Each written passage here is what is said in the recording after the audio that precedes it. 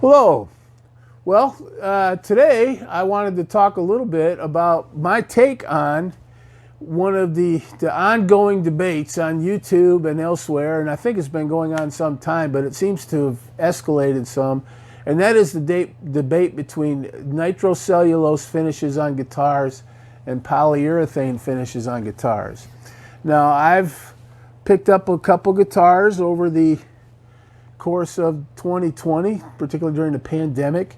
I've enjoyed making some YouTube videos. That's kind of how this all started, with me doing videos.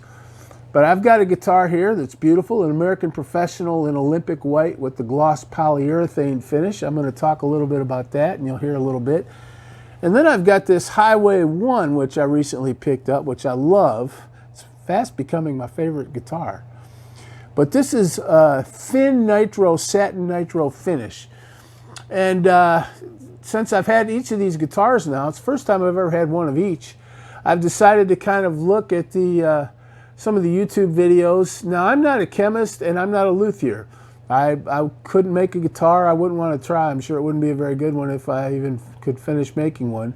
And I'm not a chemist. I remember I watched some of the videos on polyurethane and nitro, and it kind of reminded me of high school chemistry. Also, I learned a lot actually watching furniture finishing programs. In some ways, they were more informative because, of course, a guitar is wood, and in a way, it's a piece of furniture. And so, if you want to learn about nitrocellulose and polyurethane, both those are used a lot in finishing furniture: chairs, tables, cabinets, and some of the takes by some of the guys that talk about that are as informative to me and applicable to guitar, at least in some ways.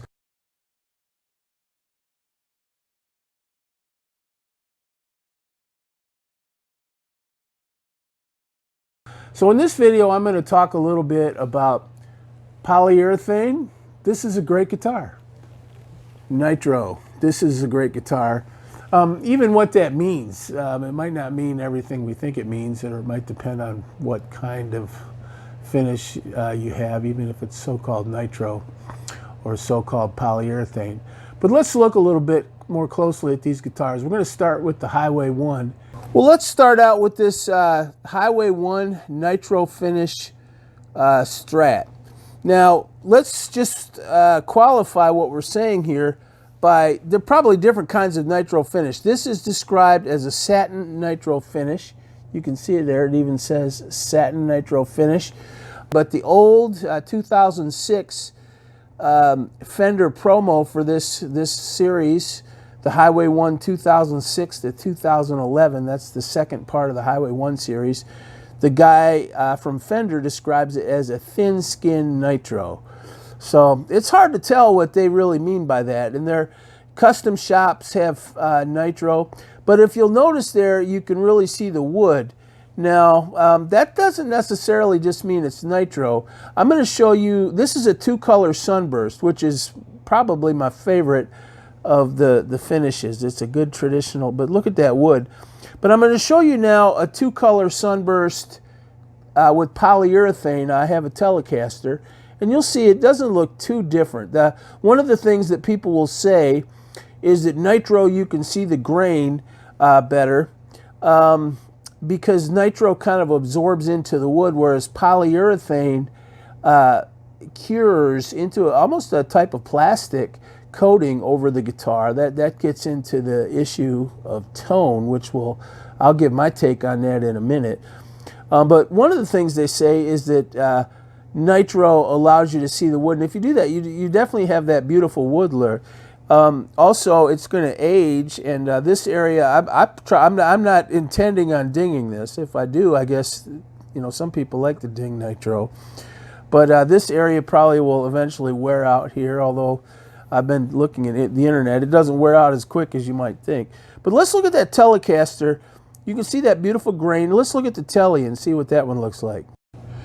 Now, this is an American Professional Telecaster with gloss polyurethane, but it's a two-color sunburst like the Highway One you just saw. So it's labeled the same finish, two-color sunburst. The difference being this is the gloss polyurethane. The one you just saw was a Highway One Nitro, thin skin or satin finish Nitro. And I don't know, look, people say that the Nitro allows you to see the grain. I think this is beautiful. I think you can see the grain. And by the way, I watched some videos before I did this of guys making furniture. There's plenty of guitar videos on finishing guitars, of course. They're interesting. But some of the ones I found most instructive were guys making tables, you know, out in the proverbial woodshed, making cabinets, you know, carpenters. Boy, I respect them. I admire them from afar. I know nothing about it. But they were talking about polyurethane and nitro. And people in furniture use both. So one takeaway I had is both are legitimate finishes for wood. It's not like this is polyurethane finish is some kind of a cheap knockoff. I mean, they use polyurethane on some of the nicest furniture and woodworking in the world, and I definitely think you can see the grain. So you can look at that and decide for yourself, does it cover up the grain? And I imagine, you know, a company like Fender, they have good mixes of polyurethane and ways of doing it. Now this is another polyurethane finish. This is my Olympic white American Professional Strat. This one you can't see the wood grain on too much. I imagine that's because of the white paint. So I'm not blaming the polyurethane on that. And you want that white, that's what it looks like, you know. It's wood under there. But you can see in this one more, it almost seems like a plastic coat. So this again is the Highway One with the Nitro. It doesn't look way different. I do think it's a beautiful finish. It caught my attention right away. It just has that beautiful grainy look to it. But one of the things about Nitro, in watching some of the furniture videos actually, it never really cures. Polyurethane cures and dries into like a plastic coating almost, which can be beautiful. There's nothing wrong with that. You want to protect the wood, right? That's the whole point of putting a finish on there and beautify it. Polyurethane definitely does that. Brings out the colors and so on. But nitro doesn't really cure. So for example, if you got some more nitro and you put it on there, all this finish would melt and you could refinish it. So polyurethane wouldn't do that. This kind of can turn back into a liquid nitro if you put some sort of a solvent on there, like more nitro, that would kind of turn this into liquid again. I guess I wouldn't recommend doing that to a guitar with a nice finish, but if you were interested, you could go to Home Depot, buy some nitrocellulose, pour the bottle on there, and ruin the finish of your guitar because it would kind of melt away the nitro. That also means it's easier to fix. Interesting detail I came across, and I don't know if I'm glad I did or not, but they use polyurethane or something like it. You know, all those things have just so many different chemical variations, but a polyurethane-related chemical in plastination, which is the chemical process they use for dead bodies in that Bodies show, which travels around the world with all those dead bodies that are sort of posed and you know, so people can kind of gawk at human anatomy. Very inhumane, in my opinion, if you'll forgive a gratuitous aside.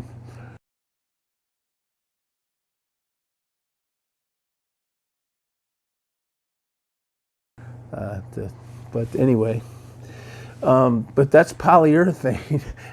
So it has some role in embalming fluids and so on, which I don't know. Nitro might be have some of that too, but that's an interesting little detail. But I guess the two things that they say about nitro that seems to make nitro attractive to people. One is that nitro will age. This guitar is going to age, and the nitro kind of thins and dries. It never really forms that kind of hard permanent coat, so it will kind of turn into an antique. It's kind of interesting when you see nitro. Nitro is a lot like shellac, and you see like old furniture with shellac. And if that's why people, you know, your grandma would always tell you to use coasters, because if you put a wet glass on shellac, it would leave that telltale ring. And shellac is kind of like nitro. I think nitro will replace shellac, but older furniture will often have shellac on it. I think polyurethane will do that, but it takes a lot more to make that ring. where shellac or nitro will make that ring, that telltale ring, pretty easily. As long as we're talking about shellac and nitro, I thought we'd look at a bona fide antique, because it seems like when people like the way nitro ages, that's really what they're talking about, is antiques. And we probably all got antiques in our house, and I've got a few. This is a reed organ I wanted to show you, and it was done in shellac, which is very similar to nitro. And let's look at the wood a little bit. I thought we'd look at this quickly. It's not a guitar, but it is a reed organ. My dad gave me this reed organ, my beloved late father. His aunt gave it to him. It's a 1906 reed organ. And the reason we're looking at this is because this would have been done in shellac. Now, nitrocellulose was invented a little after World War I and mostly replaced shellac. And it's very similar to shellac, I think. So it has some of the same properties. But you'll see the kind of aging of that, and it kind of makes it beautiful. You see the kind of the way it's kind of you see the woods kind of come out over the years. But the part in particular that kind of is telltale is, if you look here, you can see, so there's a ring from someone leaving a glass there. And I can tell you that was my Aunt Dora, an old lady that when I was a boy, very nice old lady, and during one Christmas she put a glass of punch up there, and it looks kind of handy, doesn't it? It looks like, well, that's kind of a nice little place to put a glass of punch. And my dad was too polite and respected his elders. He was too polite to ask her to not put it there. There was no coaster, and it made that ring. Now, that is actually kind of characteristic of the shellac or nitrocellulose type of finish, in that it ages. And by the way, in general, you can see the way the wood's aged over the years. See, polyurethane, I think, will do that some over a really long time, but certainly not as much, and it certainly takes a lot longer. So that actually is cool. The ring, I know my dad tried, after she left, he tried for a while to get it off, and he never was ultimately successful. But if you look, you can just see the way the wood in this antique is so beautiful, but it's aged. It doesn't look like it's brand new anymore, which it's not. It's over 100 years old. So nitrocellulose, which is like shellac, will do that. So that kind of aging of the wood, it's still beautiful, and in some ways it's more beautiful. And you can see that all over this beautiful reed organ. But that shows you the kind of instability or the fragile nature of the finish. So, an old lady left a glass of Christmas punch up there for an hour or two, and it made that mark, and it's never gone away.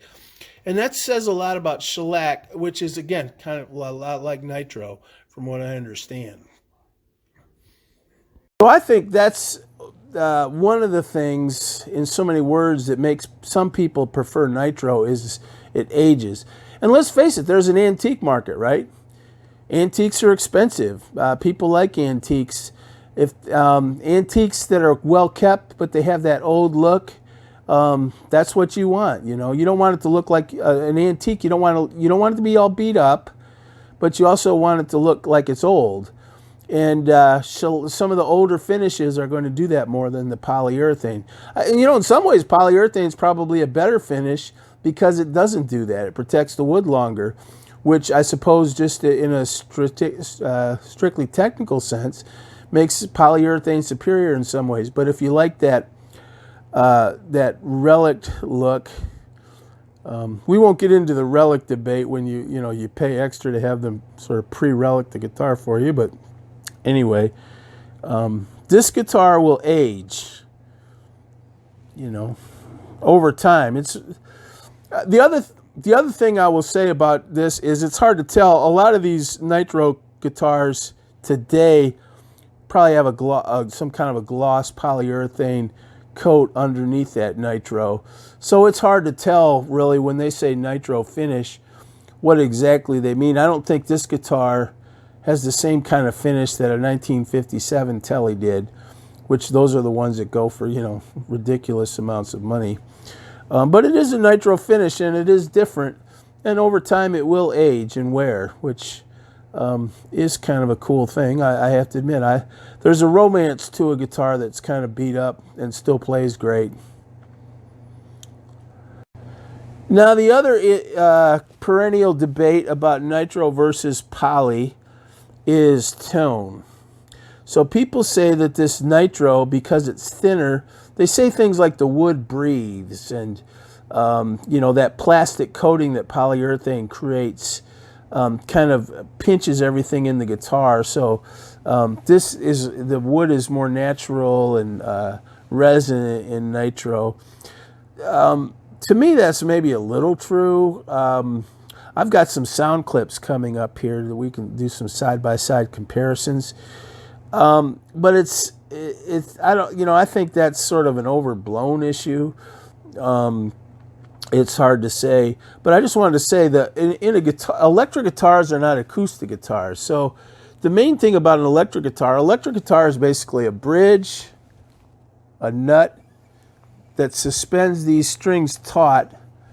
And in an acoustic guitar, these strings are taut over a sound box, which is usually made of wood, and the wood's very important, and because that wood has acoustical properties. So in an acoustical guitar, that wood is really important, and the size and everything of the box is extremely important.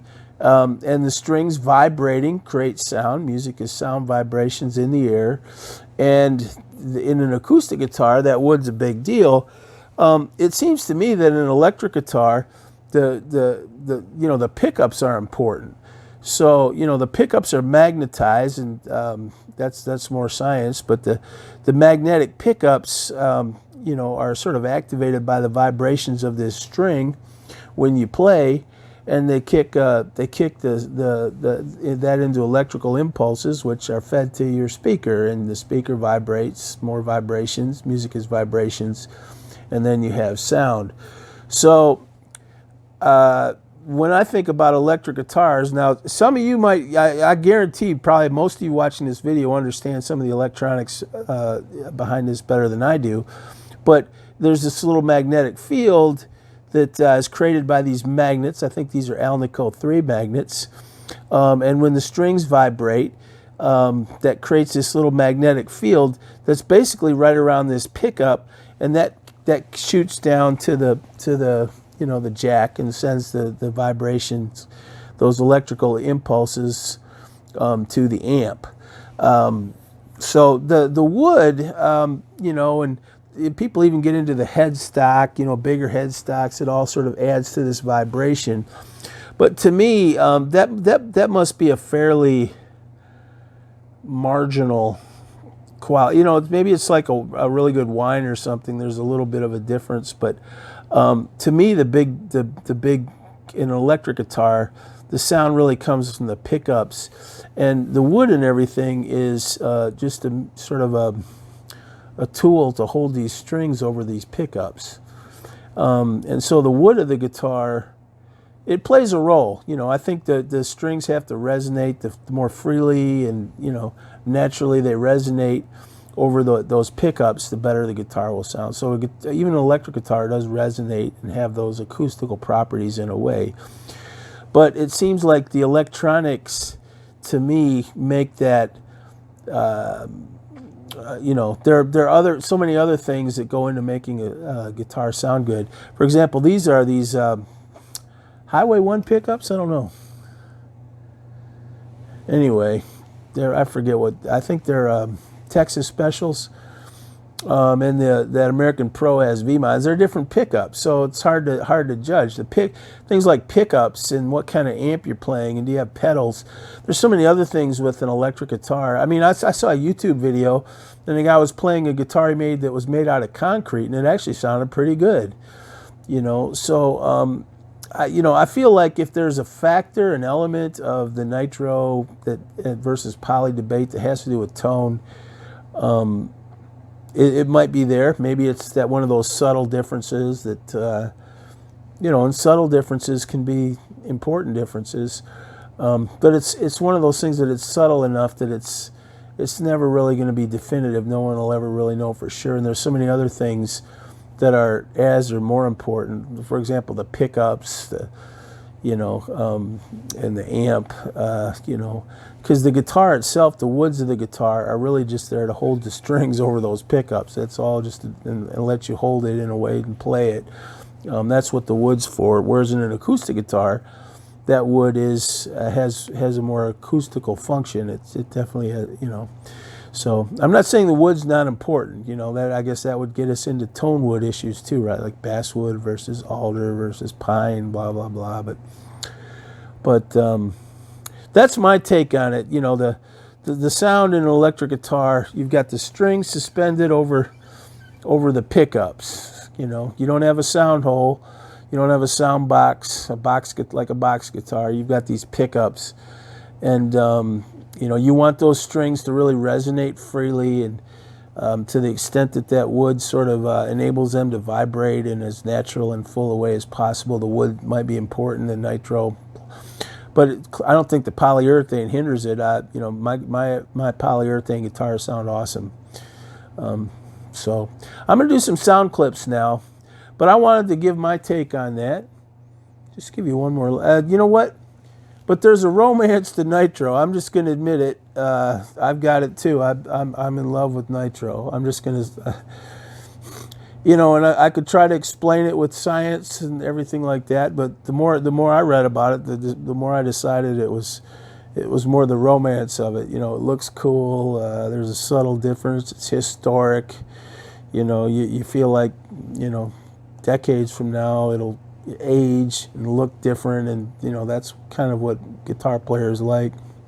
So I sort of have decided in my own mind that some of the scientific reasons that people prefer nitro are a little overblown. Maybe they're fun to listen to, but the romance of nitro is what I came away with. It is beautiful. It does grip the wood differently and age differently, and so I've got some clips now, and I'll label them and let you decide for yourself, and maybe I'll finish with a little comment.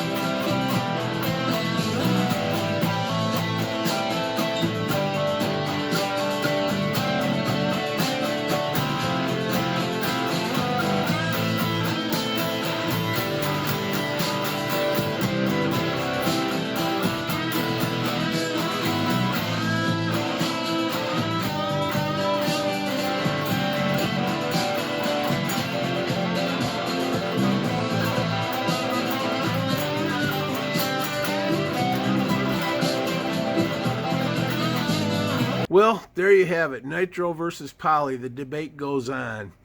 I don't know if you watched all those clips. If you're still watching, congratulations. You have a long attention span.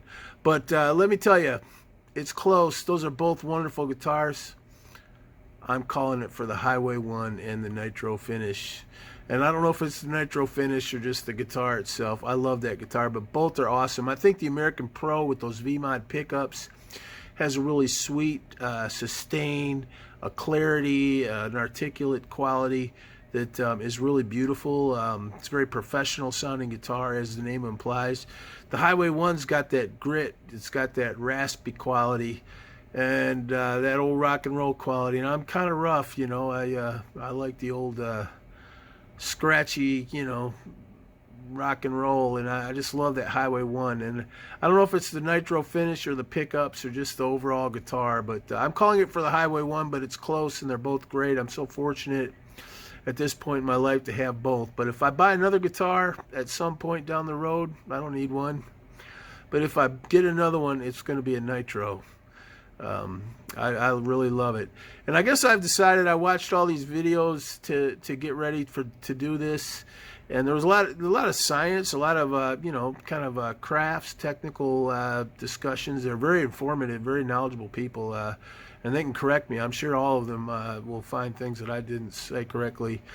But I kind of came away with it in terms as a guitar player, deciding that this Nitro versus Poly thing, people talk about the properties of Nitro versus the properties of polyurethane and vibrations and wood's properties and breathing, and I sort of came away with it with a lot of that talk boils down to the romance and the mystique of the guitar and the beautiful finish of Nitro, which isn't about science and technology. It's about something less rational, but still moves us, doesn't it? The beauty of these guitars and the knowledge that someday it's going to be a cool antique that'll still function and be so nice, and that catches me too. I'm a sucker for it, so I'm calling it for the Nitro finish. That's you know, like I said, I've got some polyurethane guitars that are awesome. They're awesome, and there's nothing wrong with poly. And I could see why, you know, some players might prefer them. You know, you're not buying a collector's item. You're not buying an heirloom. You know, you're buying something that you want to play. Polyurethane. There's some great guitars. It's a beautiful finish. They use it on some of the finest furniture in the world. But when it comes to the romance of music, the beauty of music, I'm calling it for Nitro. And Highway One Strat versus American Professional I Strat. In a close race, I'm calling it for the Highway One. It's close. I'd hate to have to choose in real life, but they're both awesome guitars. The American Pro might, you know, I think it might tune up a little better, some of those kinds of things, but boy, that Highway One's got that certain X factor, that kind of raspy, kind of gritty sound, you know, that just sounds like the hard rock of the late 60s. I love it very much. Both great guitars. I'm calling it for Nitro. I'm calling it for the Highway One by a nose. God bless you.